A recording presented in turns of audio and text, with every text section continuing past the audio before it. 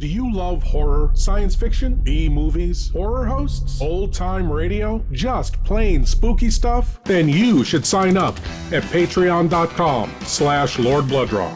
You'll be supporting the production of Lord Blood-Rah's Wrackin Theater, presenting the best, worst, and wildest horror films ever made.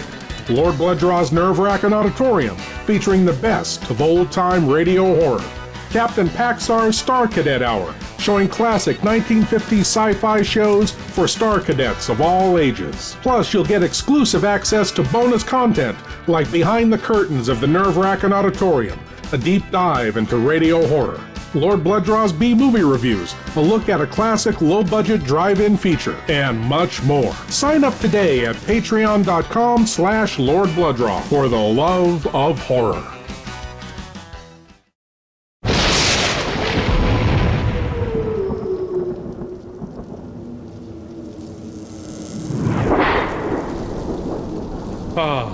I'm so glad you're here.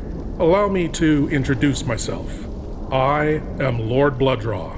I host horror and science fiction films on my TV series, Lord Blood-Rah's Wrackin Theater, but here, in this cool, intimate darkness, I'll be presenting tales of horror and the uncanny solely for you alone. You will coalesce the settings and the players from the ether of your imagination. Your terror will be your own creation. This is the sorcery of sound, the subtle magic of old-time radio, horror.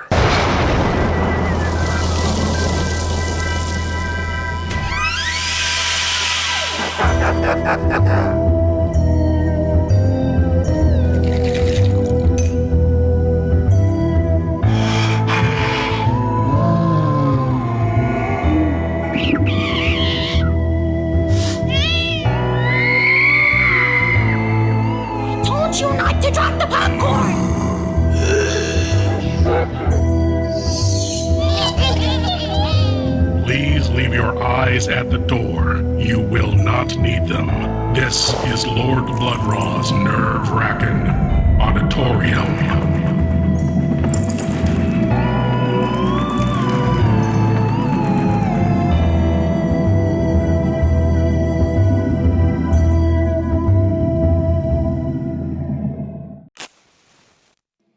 This tale is a nightmare of love, that deep devotion that so many seek, the unbreakable bond joining two into one, can be so sublime in its twisted course, and beautiful in its terror. A kind of love that thrives eternally by devouring the beloved.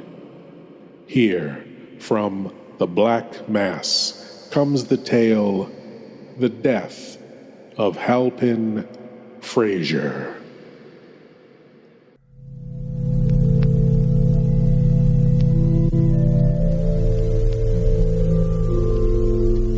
Hello. Welcome to the Black Mass. We've been hoping you'd join us tonight. There's plenty of room in our establishment for everyone. I see that most of you are standing in the outer darkness, along the walls, in the corners. Well and good. But our inner circle, our chain of empathy, is not yet complete. 12 is such an even number. We need just one more. Won't someone volunteer? Come on. It's only in spirit.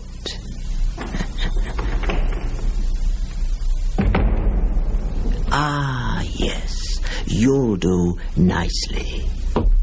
Right here. On my left. Now. We're all set. We had originally planned tonight's story as a special offering for Mother's Day. Well, Here, belatedly, but with all due respect, is our adaptation of The Death of Halpin Frayser by Ambrose Bierce.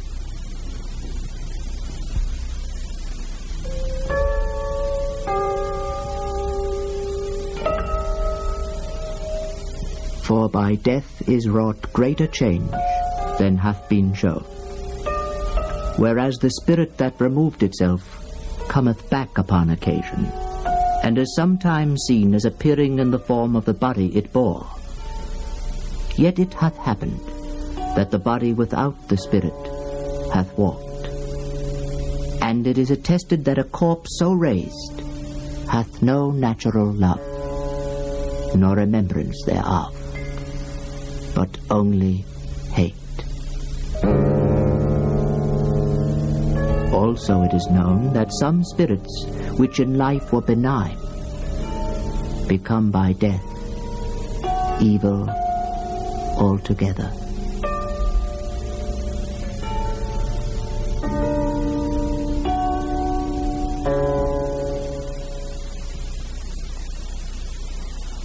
One dark night in midsummer, a man waking from a dreamless sleep in a forest lifted his head from the earth and stared a few moments into the blackness.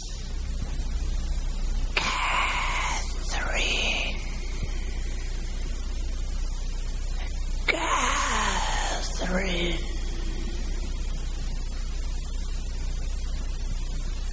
He said nothing more, for he was dead. The man was Halpin Frayser, and his body was discovered the following morning by Sam Hulker, the deputy sheriff from Napa, and Jim Jarrelson, a detective from San Francisco. The two men left the town of St. Helena at the first glimmer of dawn and walked along the road northward up the valley toward Calistoga. They carried guns on their shoulders. Their business was man-hunting. How far is it? It's only a little ways yet. There's a turn up ahead, and it's just beyond that.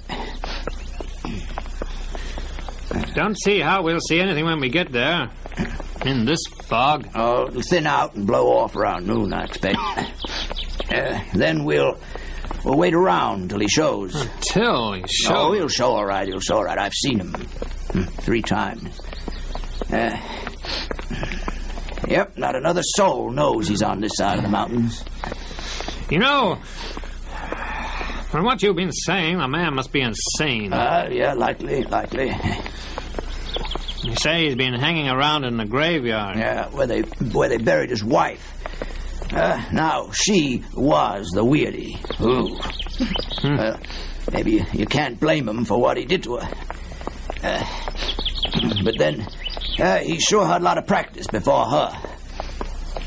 She was a widow when he met her, in fact. Came to California to look up some relative. But you know all about that. Yeah. Strange people. Well, now, here we are. Over here, you can see the graveyard's not kept up. Not used anymore. Weeds all grown over the stone. Look out you don't trip on them there. Hey, what about Branscombe? Shouldn't we watch out if he's around? Oh, no. He don't show up till dark. Thought I'd show you the ground and we could make some sort of plan for later.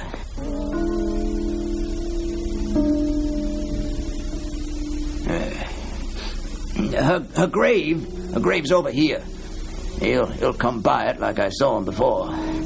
Over here under this spruce tree.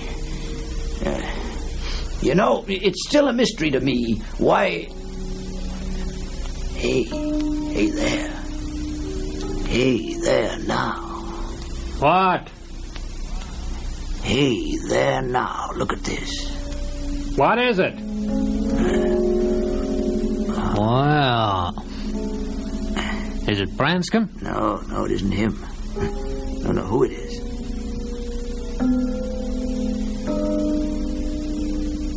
The body lay upon its back, the legs wide apart. One arm was thrust upward, the other outward. But the latter was bent acutely, and the hand was near the throat. Both hands were tightly clenched. The whole attitude was that of desperate but ineffectual resistance. To what?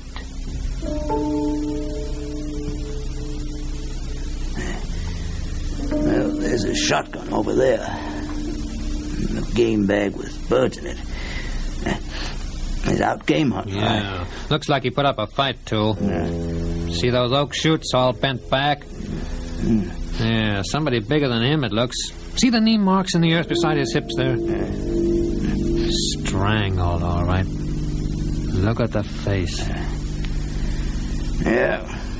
Well, it was Branscombe did it. Sure enough. Yeah. Sure enough.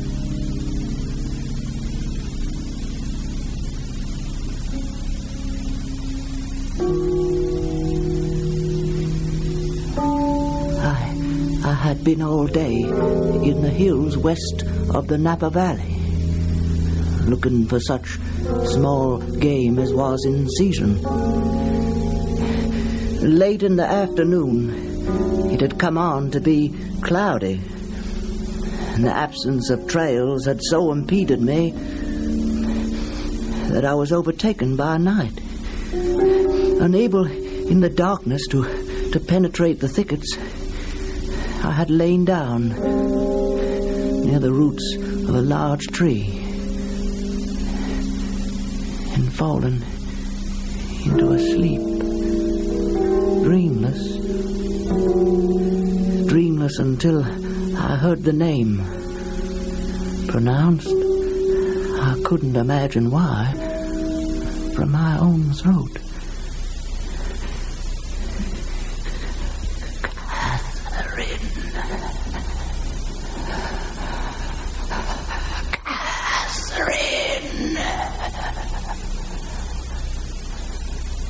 Then I lay down and went to sleep, but this time no longer dreamless. I thought I was walking along a dusty road that showed white in the gathering darkness of a summer night. Why or where I traveled, I did not know, though it all seemed simple and natural as is the way in dreams. A side road left off, the appearance of having been long abandoned because it seemed it led to something evil. Yet I turned into it without hesitation, impelled by some imperious necessity. As I pressed forward, I became conscious that my way was haunted by invisible existences. From among the trees on either side, I caught broken and incoherent whispers in a strange tongue which yet I partly understood. They seemed to me fragmentary utterances of a monstrous conspiracy against my body and my soul. A shallow pool in an old wheel rut caught my eye with a crimson gleam. I stooped and plunged my hand into it. It stained my fingers. It was blood. It was blood. Blood was everywhere about me. The weed showed it in blots and splashes on their leaves. Defiled in the trunks of the trees were broad maculations of crimson, and blood dripped like dew from their foliage. All this I observed with a terror and an expectation. It seemed to be all in expiation of some crime. I was aware of my guilt, but I couldn't remember the crime. I tried to search it out by tracing my life backward to discover the moment of sin. Scenes and incidents came crowding, one picture effacing in confusion another, but nowhere could I catch a glimpse of the crime. felt as if I had murdered in the dark, not knowing whom or why. Oh, so frightful was it, so noxious the plants and the trees, so conspiring. And from overhead, everywhere came the whispers, sighs of creatures not of this earth, louder. I could not endure it. It was a spell that bound all my actions. I had to break through it. It was choking me. I had to scream to break through it.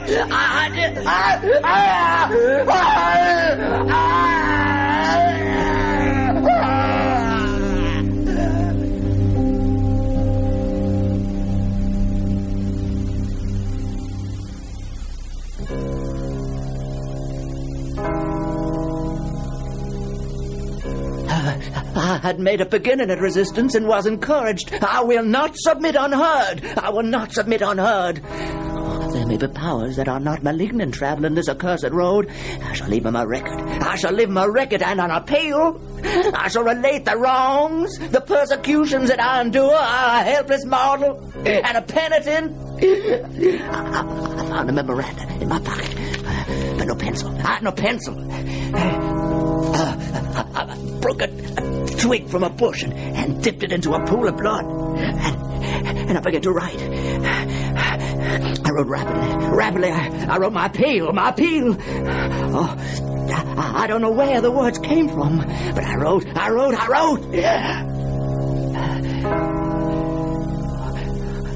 But it seemed I had hardly touched the paper with the twig when I heard her. At first from some measureless distance away. Soulless, heartless, accursed. A strange sensation began to take possession of my body and my mind. Some overpowering presence, a malevolence. Approaching me. I could not tell from what direction, from everywhere. She was everywhere about me. I had to complete my record, my appeal. I wrote with terrible rapidity, the twig rilling blood without renewal. My appeal.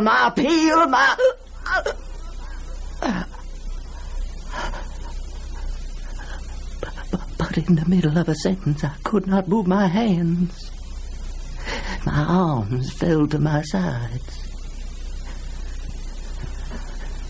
The paper to the earth. I was thrown about. I looked up, staring into a face, sharply drawn face. Blank, dead eyes, standing white and silent in the garments of the grave.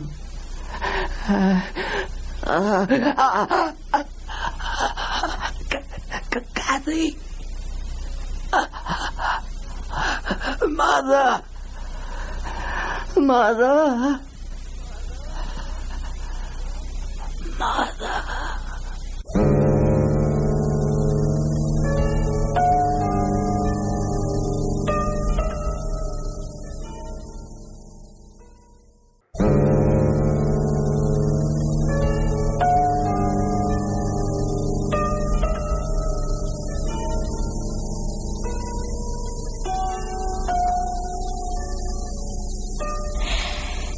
Halpin was the youngest. He was more delicate than the rest, and perhaps a trifle spoiled. His father had little time for him. His father was what no southern man is not, a politician. It took a good deal of his time, and I suppose it saved us from the war. But then later, other children were at school, and I had Halpin all to myself. I was very happy. We were both very happy. His father wanted him to study law. Oh, my law. Halpin was a dreamer, a romantic boy. I knew from the very beginning that he could be a poet. Well, it was in his blood. And he was the living image and character of his maternal grandfather, the late and great Myron Bain. That was my father, the famous poet, you know. He died just before Halpin was born, so they never knew each other. But I used to think that Halpin was the very incarnation, the very living image. It's true, you know, that before Halpin was born, Myron was all I had. Well, that was really how it was. My husband was in politics, you know, and the children came and went with him all so fast. And it's true, I can hardly remember one of them now. Sometimes I think there was only Halpin after all. And before him, Myron Bain. Oh, Myron, we always believed we'd be together again afterwards. But being alive was all we had after all, wasn't it? You see, my father and I were very close. I was his inspiration. I was all he had. The only one he ever really loved. We had a perfect sympathy that the world would never have understood. So we had to take care. We had to protect our beautiful weakness, our guilt. Then suddenly he died, and I waited in all this dark world until Halpin was born. His father wanted him to study law. Oh, my. The Tennessee Fraysers were a practical folk, having a contempt for any quality unfitting a man for the wholesome vocation of politics. Well, Halpin was going to disappoint them, and they could see it from the first. And what they said about him only showed their ignorance. They said he wasn't a very bright, and he was a crazy like his grandfather, Myron Bain. Oh, my. Sometimes you just have to shut the whole world out, don't you? So I expected his mother spoiled him a little. You can't go blaming her for that, can you? How happy we were, Halpin and I. I was still young, you know, they'd say. Halpin and his beautiful mother. Of course, from his early childhood, Halpin called me Kathy. Halpin and Kathy. No one would have known to look. They were jealous. Yes, they were of us, as our attachment became yearly stronger and more tender. By the time he was 25, Halpin was the most beautiful of God's creatures on this earth. I must say, he didn't turn out to be much of a poet by then. But I knew that it might just burst out of him at any moment. He had it all in him, of course. All waiting. I tried to help him a little with his writing and reading. He was a little slow at first. But he was a dreamer. A romantic dreamer. You know, the two of us were almost inseparable. And by strangers observing our manner, we weren't infrequently taken for lovers. Oh, my. In all their wild days, they'd never believed how right they were. And we laughed at them, Halpin. We laughed at them, at their outrage and envy. We knew they envied us. That element in all the relations alive, strengthening, softening, and beautifying. Yes, beautifying, even those of consanguinity. Oh, Halpin, do you remember? Do you remember even a single moment? Well, then there was that day you left me. Halpin had taken a job with a local lumber company. Oh, he wanted to do something. Didn't want to be so dependent on me, I suppose. And this friend of his talked him into working for the Talcott and Bleecker Lumber Company. Well, he hadn't been with them a month, and then that day he came into my boudoir. I knew. I suppose I knew, Halpin, by the way you kissed me on the forehead. and toyed for a minute with a lock of my hair. Had you stopped loving me already, Halpin? We can't tell, can we, when someone really stops loving?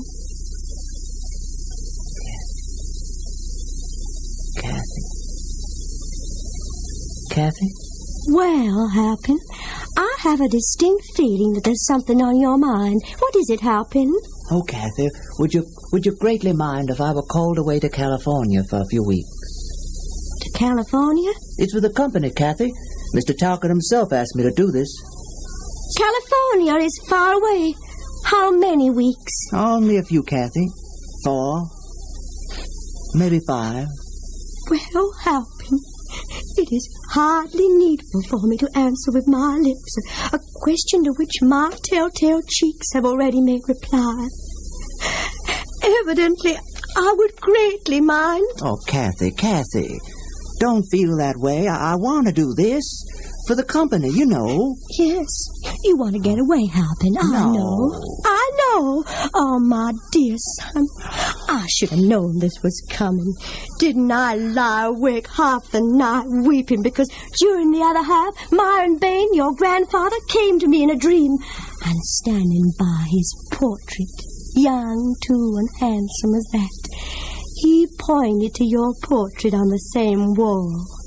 And when I looked, it seemed that I could not see the features.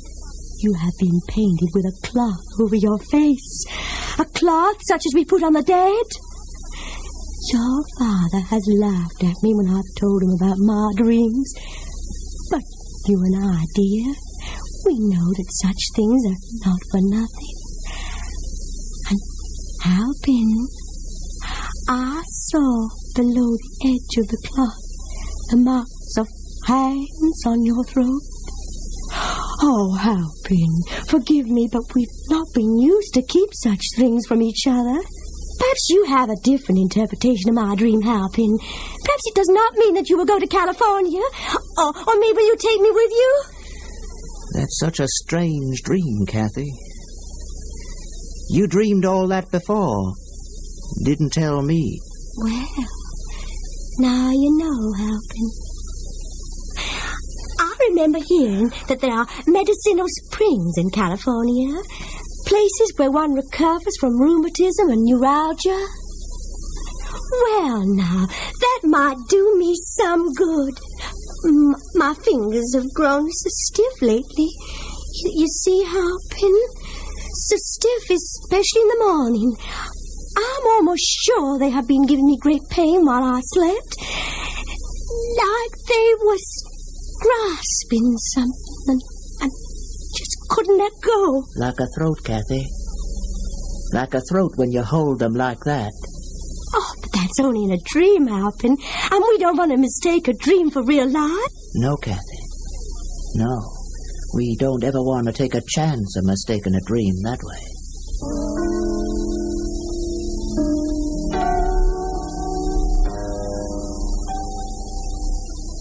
That was the last thing you ever said to me, Halpin. Seems I remember it as. You were gone next morning. Couldn't see you for dust. Oh, Halpin.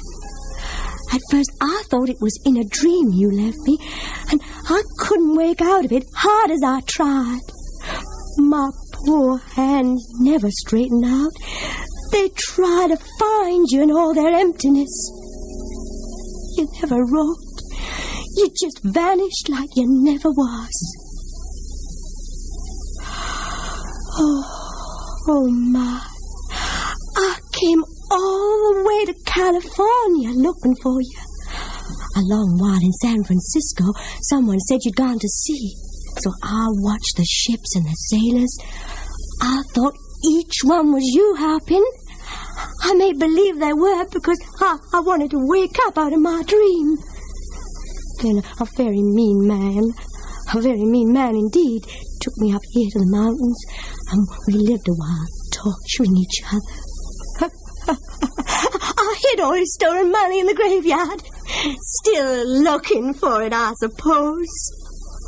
Oh, he was very mean to me, Halpin. He had a little knife which she kept sharp as a razor. Kathy. Look, Halpin. Kathy. Look at me. Kathy, See what he did? he Kathy. said he wanted to find the spot that hurt the most. But nothing hurt, Halpin. Nothing hurt. Kathy. Nothing hurt anywhere. Only the memory. And he couldn't find the right spot for that. But he got very close one dark night. See, Halpin? My delicate white throat. See how he cut with his razor knife from this ear to that ear. It never stopped bleeding, Halpin. Oh, you'd never believe how much blood could be stored up in one soulless body. See it, Halpin? Keeps me strong enough to come to you and bring these aching hands to your own warm, dear throat. See me, Halpin? See what's gone out of me? No, Kathy! Get away! Kathy! Oh, mine! Kathy, no! Oh, pity! Oh, love gone out of me! I am your dream, Halpin. There is no appeal for you, Halpin. No appeal.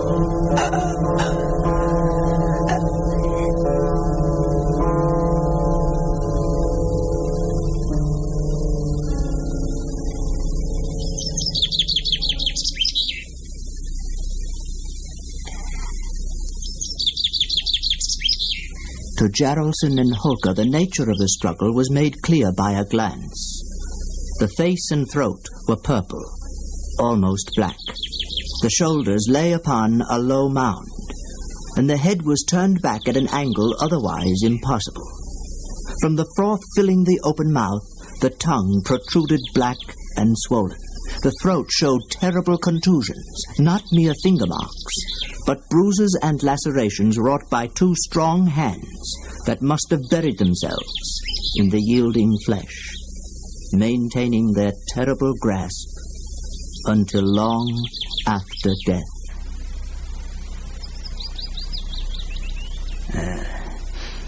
The work of a maniac, all right. Branscombe LaRue. Hey, look here. Looks like he was writing something in a memorandum pad. Pretty scrawly.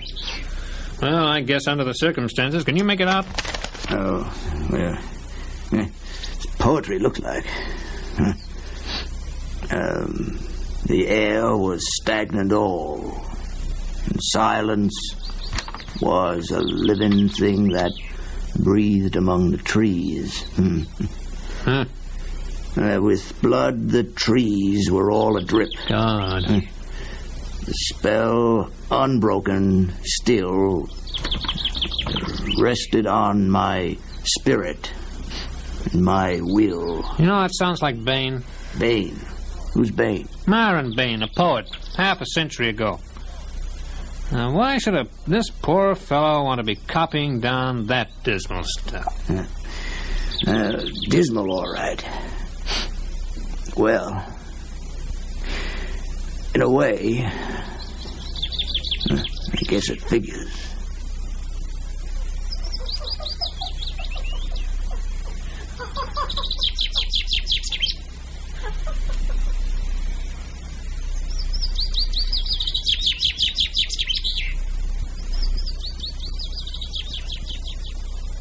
You have been listening to The Death of Halpin Frayser by Ambrose Bierce.